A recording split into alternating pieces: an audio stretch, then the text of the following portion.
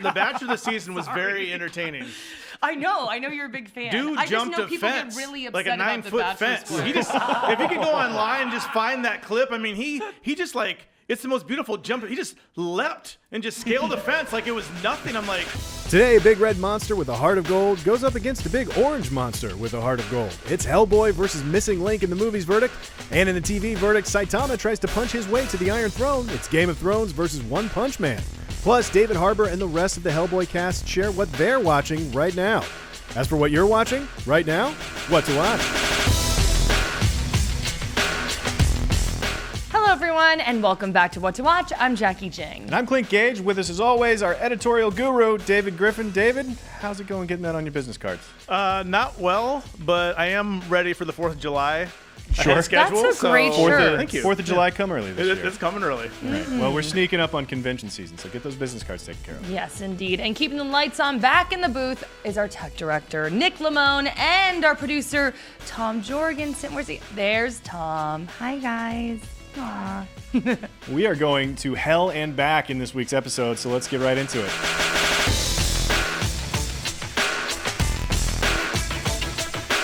In this week's movie verdict, we're taking the weekend's two big releases and helping you decide which one's going to be worth your box office dollars or credit card swipes or however you want to pay. Who pays with cash anymore? You guys pay with cash? You can write a check, probably. Let's start I paid off. with cash today, but you're right. I don't really do that anymore. Let's start off with Hellboy, the David Harbour starring reboot. Did they do right by Guillermo del Toro and Ron Perlman? According to our reviewer, absolutely not. Scored a hellishly bad 4.0. Here's the verdict. Hellboy is a thin, clumsy, and charmless attempt at rebooting a beloved franchise. It's populated by forgettable characters, motivated by confusing stakes, cheaply executed visuals, and distracting editing. Somewhere, a finger on a Hellboy fan's monkey's paw is curling up. Sure, Hellboy might finally be back in the spotlight, but he definitely would have been better off left alone. A 4.0? A 4.0. That's surprising. That's rough. It's rough. Yeah. I saw it, and I don't know. Like the CG's bad. Visually, it's kind of painful to watch sometimes. But I thought I'm calling it the poor man's Aquaman. Like there's a lot going on. Like you're kind of like, what's the identity of this movie? There's like so many genres. There's like supernatural and the past, medieval, and then modern times and monster. You know what I mean? It's like all over the place. But I thought Aquaman was like that too, and it was still a ton of fun. But the only thing that kind of unsettled me was that just sometimes visually you're just like, oh, this looks just so CG'd and bad. Looked great, beautiful. Right? Yeah, but, totally. And that's the thing with CG these days. Like, unless it looks great, like you gotta lean into the fact that it looks cheesy. Right? Yeah, like totally. you can get away with cheesy CG, but you have to make it part of the movie that you're doing. And I don't think Hellboy's gonna do that. Yeah. Well, I think that's what I haven't seen it yet, so I can only go off the trailers. Remember when the first trailer came out? It was very polarizing, and people were like, I don't know if I get the vibe with this. But then the Red Band trailer came out with all the blood and all the language and all the jokes, and I was like, oh, okay, looks like it's going to be more fun. So I was expecting that maybe to be at least entertaining. But with Guillermo, talking about special effects, Guillermo used more practical effects. Great with the monster creation. You see it in Pan's Labyrinth. I mean, Guillermo knows how to do that. So I think a lot of people were hoping for a Guillermo-led Hellboy 3 with Ron Perlman. But I mean, David Harbour, he's a great actor. So I'm actually sad to hear that didn't work out. Yeah. I actually thought that he had a great performance, and I'm going to get lit up for saying this. In a lot of ways, I liked him better than Ron Perlman's Hellboy. Ooh. Yeah. And for me, Ron Perlman's Hellboy was really cocky and like, I'm my own man and like, I don't need anybody's help. You know what I mean? And like, I love that about him. But David Harbour's Hellboy was like really melancholic and trying to figure out who he was and felt like really shunned by society, and there was this darkness about him that I just empathized with him more. And like Ron Perlman's Hellboy is a badass, like you know what I mean, like the cigar and just his swagger, like you love that. But I just kind of liked how David Harbour made his a little bit more conflicted, and there were just parts where I was like, damn, he's doing a pretty good job here. Like I'm feel for him. That's you know one what of I the mean? things that this version has going against it before you even talk about how good or bad it is, right? Because everybody did like the Guillermo del Toro's Hellboys are good. And everybody loves them. And this one feels like it's more like, you want to compare it to the comics more than you want to compare it to Guillermo del Toro's, which is literally impossible because all we're sitting here talking about is if we like Ron Perlman or David Harbour, right? So like it has some catching up to do like right out of the gate. It's starting in a hole, and if it doesn't just absolutely nail the tone that everybody loved from the comic books, and it's going to be in trouble. Which it sounds like that's what is happening. So it hurts me and it breaks my heart to say this, but I think this review really captures what I thought about the movie based on the trailer. Like, I love the Hellboy comics so much because it's theology and like just humanity in the form of supernatural occultist monsters from all over the world presented in like really digestible, just tasty little stories.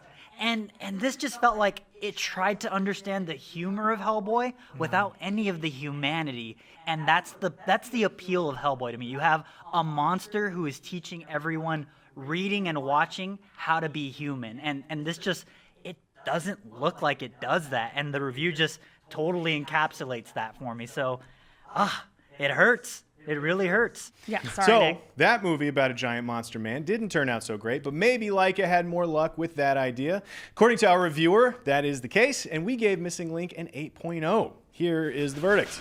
Missing Link is another example of Laika raising its bar again. Hugh Jackman's Frost and Zach Galifianakis' Mr. Link are a formidable pairing with Zoe Saldana's Fortnite, adding something extra that really makes the journey a joy to go on. Anchored by first-rate storytelling, Missing Link is another jewel in the crown for Laika that leaves you satisfied and still ready for more.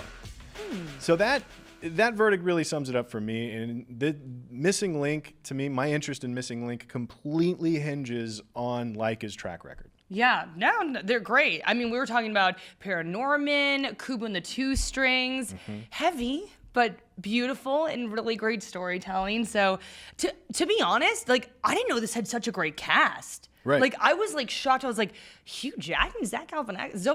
Like, I was like reading through it, and I was like, Yes, okay, please. yeah. I was like, I'm sold. I'm in. So I actually am really intrigued by this, and I do want to go see it. So I think we talk a lot about Pixar's track record and the amount of movies they put out, and they of course been around a lot longer. They have a much bigger budget to work with. But I mean, Laika's animation is gorgeous, just in a different way. The animation, the acting, the stories. Kubo and the Two Strings is a very heavy story. It's very dark themes. And even though kids can enjoy it, there's something there for adults too. Pixar does that as well, but I feel like Laika goes even darker. They go a little bit more for that punch, that emotional kick. And that's why I think I don't go back and always watch the movies again, because they're hard to watch. They're really heart-wrenching movies to watch, but very good. They're a tough journey to go on sometimes. This like, one if you looks go back- lighthearted, but I bet you there's something hidden in there that's going to hit you at the end. You're going to be like a Paranorman, not to spoil it, but towards the end, there's some moments you're like, oh my gosh, it's just devastating. Well, that's all of their movies have that. Kubo, too, even a movie like The Box Trolls. Yeah, like, Coraline. There's Coraline's something heavy, at the end that just comes up and gets you kind of out of nowhere. So they always find a way to work in that, like, just horribly traumatic subject matter at the end. Which, to your point about rewatchability, like, I haven't gone back and watched Kubo and the Two Strings since I saw it in the theater, because it's like it's tough. Like, It's do I a want to trip. cry today? I don't know if I want to cry. I might not want to cry today. Yeah. I mean, Missing Link feels more in the Box Trolls version of it, in that it feels a little lighter than Kubo. You knew going in, Yeah. like it was gonna be hard to watch, right? It was gonna be emotionally tough, but this one feels like it might be a little bit lighter. Do you guys remember just how heavy the stop motion movies used to be from like the 70s and stuff like that? Like, come on, like the Christmas movies, like Little Drummer Boy and stuff like that. Oh, yeah. Like, I was like, why am I watching Forgot this? about Like, some, those. Yeah, those I are mean, really Rudolph good. the Red-Nosed Yeah, those are Reindeer and good. some of them were, Yeah. but they were like pretty Frosty heavy. really messed me up. But there's something. Oh, you mean like the Island of Misfit Toys and all that? You remember all that. Yes. But there's something so magical about stop motion. And I don't know if it's because I grew up with those movies that I just love seeing stop motion now. Like, I mean, it might be depressing, but I just want to see it visually. You know what I mean? Like, I'm like, okay, Laika, show me what you All right. got. So what are we picking for this weekend? You go first, Guru. Man, I really want to see Hellboy. I know it got a 4, but it's Laika's movies are great, but they don't scream must see on the big screen. Kubo is visually stunning, but I really want to see Hellboy. I want to see the big monsters up close. I want to see all the action. Mila Jovovich I love her. I want to see her as the villain. I want to see how she does. I want to see David Harbour as Hellboy. Even though the reviews are poor, I still want to go see it. It's one of those things that just screams like, go to the movie theater, grab a big bucket of popcorn or whatever your favorite snack is. Mine are peanut M&Ms, and enjoy. Me too, Yeah, it's your favorite. I should have taken you up on that proposition. Yeah. I'm a Junior Mints girl. Dump them in the popcorn. Chocolate in the mint. I don't like that. Not a fan. How dare you? Don't judge me. What are you? I'm actually I'm going Missing Link. No, I'm talking about your snack. Your Oh. snack. I'm kidding. No, it's peanut I was M&Ms. talking The about segment your- has changed into a snack discussion. I'm actually going Missing Link, kind of for the same reason that you're going. But I disagree that Hellboy feels like one. It's like I can wait for that. That's fine. I like the way that the reviews. I did the same thing with Venom. The way that the reviews are coming in, it's like, you know what? I can wait for that. It's not a big deal. But Missing Link looks like a lot of fun, and I'm gonna go check that out. It's up to you, Jackie. It's up to you. Well, and there's Nick too. I don't know. Yeah, well, Nick will be he'll be the deciding factor. So honestly, like if I'm going with like my gut here, I'm gonna say Hellboy. Like it's just me written all over it. Like Missing Link looks cute, but Hellboy, like people are getting their arms ripped off. There's like these giant crazy monsters. Things are flying. Like David Harbour looks awesome. I mean, like. It's a trip. It's super fun. I mean, the one thing I liked about it is that it's kind of like a lot of the comic book movies we see, but then they like push things even more. You know what I mean? And so for me, I'm gonna go with Hellboy. But let's see what our big Hellboy fan is going to decide over there. Nick? All right. Let me break it down for you. Okay. The Laika movies, again, good examples of textbook, like this is how you write a movie, story and character. This is the thing that we should all probably watch just to be but better. textbooks Do are you want to boring, cry? right? Do you want to cry, Nick? But that Bring your said, tissues. how often are you going to see movies where Arthurian knights are sporting futuristic tech to fight There giant we demons go. and monsters? I'm going to be grinding my teeth the entire time, but I'm probably going to watch Hellboy. Wow. I'm sorry, Laika. 3 fair point. Hellboys. Okay. All right, well, that's what we thought, but we want to know which movie you're more excited for based on your Twitter poll. Hellboy, 83%. Missing Link, 17. That feels about right. Missing Link looks good though. It does. Like I do, and to be honest, it was kind of hard for me to decide because Missing Link is probably going to be so beautiful. It probably would be worth seeing in theaters. I bet we'll all see it when it comes out. Yeah, Be then we're like, all gonna see it when it dang, comes that was out a good on movie. DVD. Why didn't we Yeah, see you're that right. sooner? Yeah. It's gonna Anyways, well, if you want to be a part of the conversation, be sure to follow IGN on Twitter and tweet at us using the hashtag IGN. Don't shake your head at me, David. Don't you dare. W2W. All right, let's move on to the TV verdict.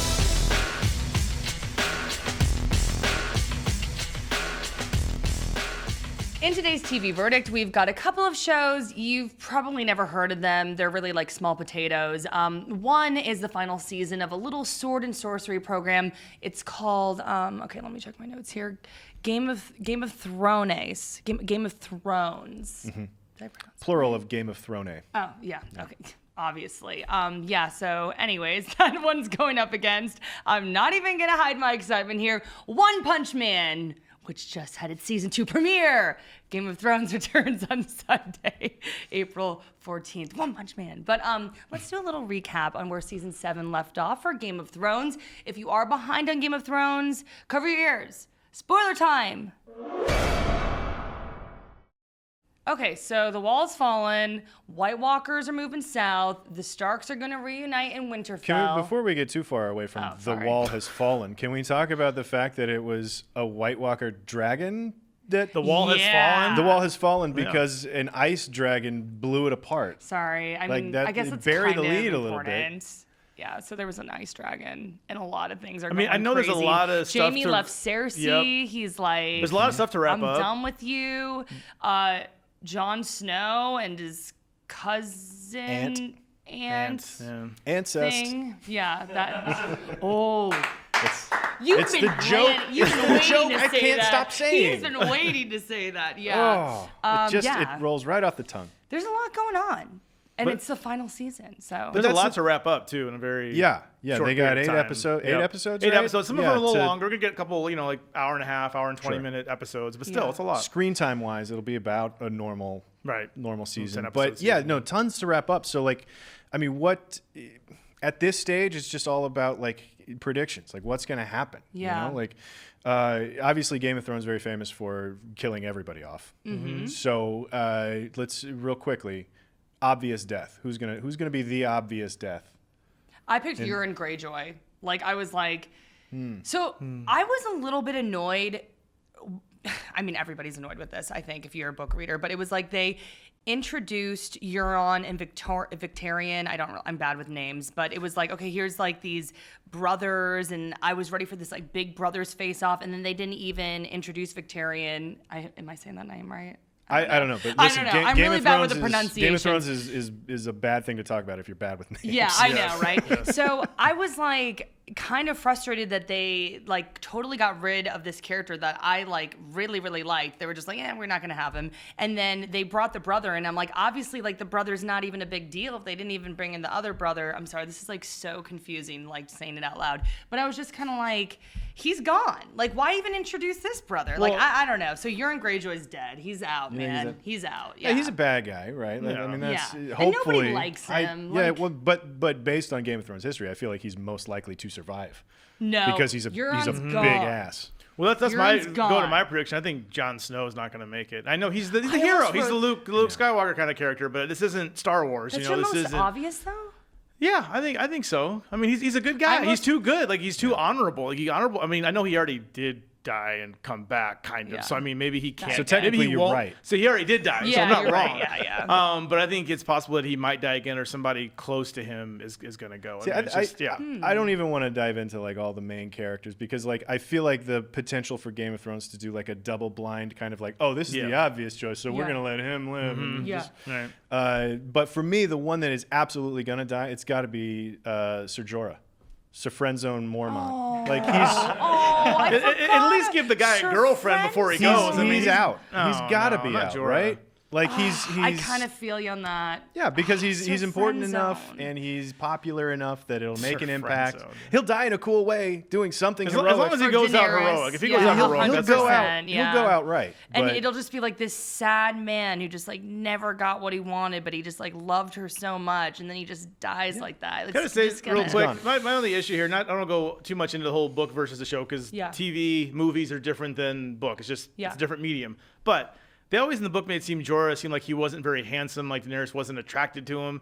And this Yeah. Ian Glenn, he's Yeah. a good-looking dude. Right. That guy's every time I was like, oh, I'm not attracted. I'm like, why? He's a good-looking Yeah, guy. in the book he's supposed got- to be a little bit like chubbier, I think. Yeah, and that guy's he is sharp. balding. He's and, got such you a know. great Roger Moore thing going. He does. that I Yeah. can't Classic. Nick, not what do you be think about attracted that? to. Nick's chiming in here. Is Let's Ian also- Glenn attractive, Nick? Let's also keep in mind Ser Jorah is a slave owner and he sells slaves. So let's not feel too sorry for this guy. Hey, okay. That's fair. He didn't answer my Very question. fair. A lot though, of but awful anyways. people in Game of Thrones. So Game of Thrones obviously has been the biggest thing going for a while now. And like, how do you end a show like that? Right? Is there any way that Game of Thrones can end in a way that's satisfying? Like, is it a no-win situation for them wrapping up a show that's as sort of epic in the pop culture sphere as this has been? You want to go first? I I was like, one- I don't know how to tackle this. I mean, we yeah. know that Benioff and Weiss know. They've talked to Martin, back in the day, and he told them, where the story's going, so they know, and they're going their own way. They said, look, we're going to go this way to the end. Martin's going to go this way with his book. So they're all going to the same place eventually. But I would not want to be in their shoes. And to put my point, it doesn't matter to me if they stick to landing. As long as the adventure to get there is entertaining, that's all I care about. I don't need the last episode of Lost to be perfect. Battlestar Galactica, Sopranos' famous cut to black. Like, just because the ending doesn't live up to my expectations doesn't ruin the journey. And I think a lot of people get caught up in the finale and how those final minutes are. But as long as it's entertaining ride getting there, Well, it's the that's last. fine. It's the last feeling that you're left with Yeah, with the show. sure. So like it is. I totally get what you're saying, but it is crazy important to at least get an ending. Like, it doesn't have to be the ending. Nobody's going to be happy with it. Like, I mean, nobody's going to be completely happy. Can I with give it. you? Sorry, can I give you? And I don't know if everybody's seen this, but The Wire, the way The Wire season 5 ended, I thought was perfect. Life just continues. It goes on. You can't solve crime in Baltimore in 5 seasons. Yeah. Like, oh, we fixed the problem. There's no more crime. It's Yeah. like Yeah. it just evolves and changes. So Yeah. if we see Game of Thrones, I don't want to see just like a shot of somebody in the throne and then just cut to black. Just show whatever happens at the end, life continuing. Like, what does life look like after the great battle? That's what I want to see. Deep here. I mean, that's the trick with setting up a great battle, though. Somebody's got to win. True. Yeah. You know? So, can I be honest? Like, I've just I read the books, been watching the series for so long. I just want to know what happens. I don't even care if the ending's good. bad I just want it to be or over. good. I'm just yeah, because I have dedicated way too much time reading this stuff, watching YouTube videos, reading spin-off books, reading people's theories, listening to podcasts about this, and I'm I just want to know how it ends. I just don't even care anymore. So that's literally how I feel about it. I just want to know what happens. That's fair. Yeah, Look, that's my opinion. Sorry. It's been a long and frustrating journey watching this show for me, because it's for me, it's a difficult show to watch in a lot of ways, and I'm kind of with you on that too. It's a long road, I'm glad man. we're done. Okay, plenty to be excited for in Westeros this season, but on to One Punch Man. No reviews in yet, but we do have a synopsis. But beware, some season 1 spoilers here. Cover your eyes and ears. The great seer Madame Shababawa's prediction about the Earth being doomed seems to be coming true as the frequency of monster incidents escalates. Alongside Genos, his faithful disciple, Saitama begins his official hero duties as a member of the Hero Association, while Garu makes his appearance. Ooh. Anytime you can say somebody makes his appearance as foreboding as that, it's. You better make an appearance. That's an entrance. So you haven't watched any of One Punch Man, right? I've seen the first season. Oh, you have? Yeah. Oh, you've seen it? Here's my whole experience with anime is I don't particularly like it. It's not my cup of tea, Mm-hmm. I'm not a big anime fan, never have been, but One Punch Man is You're breaking hilarious. my heart right now. No, it is. It's fun. It's a blast. It picks on a lot of the anime tropes. Yeah, I know it's a bit yeah. of a spoof, right? It's a bit of a parody for anime, which are tropes that I don't fully get and I'm not totally invested in, but I still love, it's a blast. It's a funny show. It reminds me, it's got the thing that I kept saying about it is it's got a lot of Ren and Stimpy butt in it. Mm-hmm. There's a bizarre animation style of just a monster in a Speedo that I find hilarious. That's very true. I also think that it makes fun of a lot of Western superhero-esque kind of shows and films too. So it's kind of funny for me because One Punch Man, I felt like this would be an anime that just the anime community would really crowd around, because it plays in a lot of the tropes and you defeat the next monster, then the next monster, very video gamey anime-esque but I've noticed a lot of my friends who aren't into anime are dude, that show's funny. I saw it pop up on Netflix and I find it really enjoyable. So it's the one I've heard most often cited as if you're not into anime, here's one to get you into anime. Yes, totally. Especially just because Saitama he's so disinterested in everything. He's just so aloof. He cares, but he doesn't care. He's trying to find meaning in a world where his one punch just takes out everybody. He doesn't really, he doesn't have a challenge. Yeah. And it's so great to see him paired up against, Genos, who looks up to him and wants to be like him. Yeah. And who's so passionate. Everybody else is just so passionate. Even the villains are passionate about what they're doing. And Saitama's just screaming. Cool. Oh, hey, there's discounts at the local store. We got to go get our coupons or something. I mean, it's all, I think it's the first episode of the first season where he's just fishing for change in a coin purse when the giant steps on. It's really funny. But you know what I also love about that show though too is it sprinkles in these little lessons and I don't know these really moments that strike my heart. I remember, in case you guys haven't noticed, I'm a little high anxiety and always up to here, right? And I remember there was one episode where he has to go do something and I'm sure it's not very consequential, but then he goes, it's the end of the day and I didn't get to that, and he's like, well, I'll save it for tomorrow. And you know what I mean? And I know that's so silly, but it really struck me because I'll be so you know how it is. Here we have news coming in and all these projects all the time, and sometimes I'm just I gotta get it all done, and then I was nope, you just gotta be Saitama and just be we'll save it for tomorrow. He is very chill, very chill. Yeah. Hero. Yes. Okay, so after that emotional bit, I think I'm gonna pick One Punch Man. Over Game of Thrones? Yes, Nick beat me to it. I'm doing it, but only because Game of Thrones has exhausted me. Yeah? You got Game of Thrones fatigue? Yeah, I do. Kind of have Game of Thrones fatigue. I'm thinking more excited about One Punch Man. But it's not really that exciting, you guys. You guys know I love anime. Yeah. No, I'm not super surprised. Was it me screaming One Punch Man with one punch every time? I kind of knew what your pick was before you made your pick. You've mentioned One Punch Man. Yeah, One Punch Man. No, I'm going Game of Thrones simply because it's gonna be hard to avoid those spoilers. You gotta keep up. Gotta keep up on Game of Thrones, or you're gonna get ruined. It's gonna be worse than The Bachelor, man. Yes, Bachelor of the season was very entertaining. I know you're a big fan. Dude I jumped just know a people fence, get really upset like a about the 9-foot Bachelor fence. sport. He just, if he could go online and just find that clip, I mean, he just like. It's the most beautiful jump. He just leapt and just scaled the fence like it was nothing. I'm like, I know he's a former football player, but I was like, how did you do that? Sorry. Right. Anyway, off on No. Look, So- everybody finish this episode and then go Google Go Bachelor watch the fence. clip. Yeah, it is incredible. Anyway, So I think David's it's more pick of a is The gate. It's more of a Bachelor. gate than a fence. But anyway, back to my pick. A little backpedaling I am already. gonna, since The Bachelor's over and we know the results, I am going to pick Game of Thrones.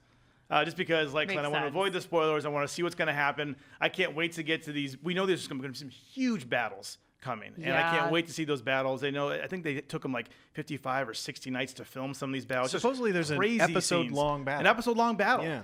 I want to that see sounds that. fun. Even though One Punch Man has some exciting battles. Yeah. I don't know. Game of Thrones might top them this year. One Garlic Punch a Man. good I'm villain, a y'all. believer Yes. in One Punch Man, but I'm gonna get to it. I'll get to it Yeah. later. Yeah. Game of Thrones is right now. Okay. Nick, how about you? Nick?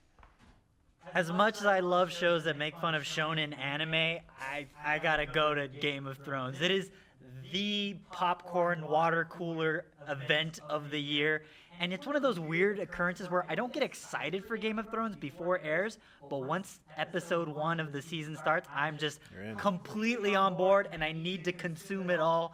And again, I just want this wild ride to end. Okay, so Game of Thrones is a pretty tough foe for One Punch Man to take down, but maybe we'll see a miracle here. IGN has a lot of anime fans, but Game of Thrones, 70%. One Punch Man, not too bad, 30%. I'm not gonna lie, I thought it was gonna be like 90% Game of Thrones. So Yeah, anime I people. mean, Game of Thrones is the most popular show of Right. the last, Yeah. So several much years, so that I'm honestly a little surprised that this wasn't as bad as Hellboy and Missing Link. True. Yeah. Yeah. True indeed. One Punch Man's holding strong. Yeah. That's not a I bad think thing. it's easy to underestimate the anime community, but they are extremely vocal. Yeah, Sure I was they are. like, I can second that. That is for sure. Anyways, as always, make sure to follow IGN on Twitter so you can make your voice heard in our polls and join the conversation by tweeting at us with the hashtag IGNW2W. Yay. Okay, now in a minute, we're going to share our personal picks for what to watch this weekend, but we value diversity of opinion here. So with that in mind, why don't we see what the cast of Hellboy has in their queue? This is what they're streaming. I'm watching something on Hulu called Pen 15. Oh my God, it's genius. It's about these two women, I think they're like 30, but they play themselves in like, I think they're what, like freshmen in high school or something? Like they play themselves as 14-year-olds, but everyone around them, the entire rest of the cast, are like 13-year-olds. So it's hilarious that they're like, like obsessing about these boys that are just like little like 12, 13-year-old boys. And the seriousness with which we used to take things when we were in middle school and high school. Just the fact that like somebody can't break up with you before you break up with them, and the drama of it all as played by like an adult woman is comedy genius. It's an incredible show. I highly recommend it. Pen 15. The last show I binged on Netflix was a Japanese show called My Husband Won't Fit. It's a show about this young man and woman who fall in love, and they try and consummate their relationship, and literally he won't fit. And so it's about can they actually have a relationship with this obstacle. Oh, I watch Atlanta, which I think is phenomenal. I watch High Maintenance, which is amazing, which is hardly not talked about a lot. I've just done all 9 seasons of The Office. I haven't had much time to watch TV, and then suddenly I just got this urge because I never finished the series 5-6 years ago, and I was like, I need to watch The Office again. And so after a lot of really hard work that I put into it, I managed to finish all 9 seasons in I think 2.5 weeks, which was pretty good. Okay, I put the time in. Well, those are some interesting choices. I, for one, am fascinated by My Husband Won't Fit. Did you watch the trailer? No. I actually thought it was pretty interesting. Yeah, no, Daniel Day Kim's description, I'm like, oh. He spoke very highly of it, Yeah. and I am intrigued. What about you guys? Which one do you like? Definitely Ian McShane. I love the fact that he loves Atlanta. Because Atlanta is one of my favorite shows on TV. Donald Glover is a genius. So the fact that that's one of his favorite shows is shocking, but also cool. I'm glad that he's just sitting there watching Atlanta. That's amazing. That's what to me. our producer Tom Jorgensen said earlier. He was like, "What? He picked Atlanta? I Right? loved Ian McShane. No, Yeah. I really love Ian McShane." I thought Pen 15 sounded really funny. David Harbour gave a really convincing case for it, so I was like, "All right, put it in my queue."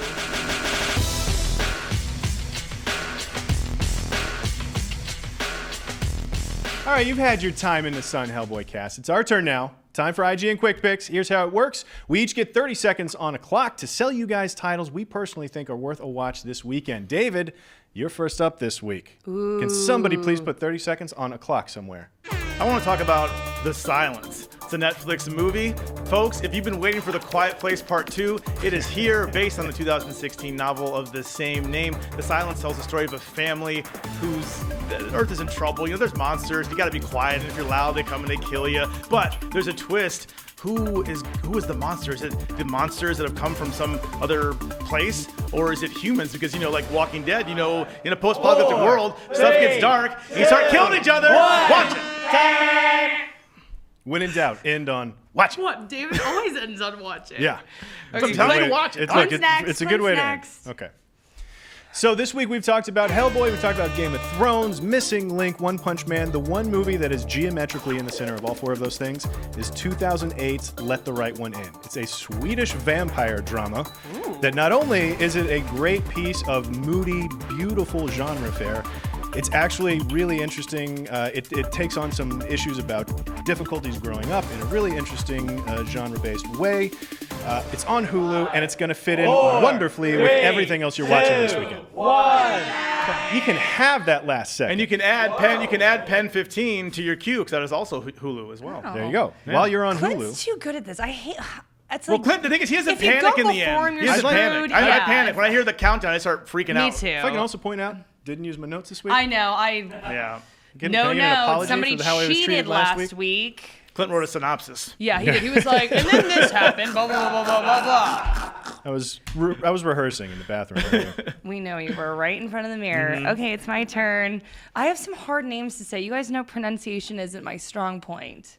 So I did not know that. bear with but me. Fold it now into I your do. 30 seconds. Your name is David, right? Yeah, depends who you're talking to, David. Yeah, it depends. It's okay. Okay, all right. Tell me when I have to go. Okay, I'm going to talk about an anime. Surprise, surprise. And this is called Doro, and it is streaming on Amazon right now. And there's this baby, and he's born without skin, eyes, nose. He doesn't have limbs, and he's pretty grotesque. And you're just like, oh my gosh, this poor little baby. And then he gets put in this river, and you're like, he's dead. He's gone. But he survives. He is a survivor, folks, and he has to kill demons to reclaim the missing parts of him, and it's cool. Jackie, wait, wasn't last week's show something about demon babies? Demons and Yes, babies. I'm Demons sorry. and babies. Yeah. Always What's wrong demons with and babies with demons? Jackie. And buff people. Crazy Buff demon You killing know what? I skinless hate baby. to admit I this, get but it. you're I'm right. in. I do like Demon something babies about and buff, demons yeah, and buff people. buff people. Interesting. You know Bizarre, what? Next ripped week, dudes. We're learning about each other on this show. We're learning new things about each other every single day. It's very exciting. Very exciting. I feel closer to literally everybody in this room. Hi, you're stuck with us. What to watch. You hate me so much. So, okay, that's all for what to watch this week, folks. Let us know what you're watching this weekend. Tweet us with the hashtag IGNW2W. And you can find us on Twitter. I'm at Jackie Jing. I'm at Clint Gage. I'm at Griffin DE. And we will see you next week. And as always, be sure to follow and subscribe wherever you like to watch IGN.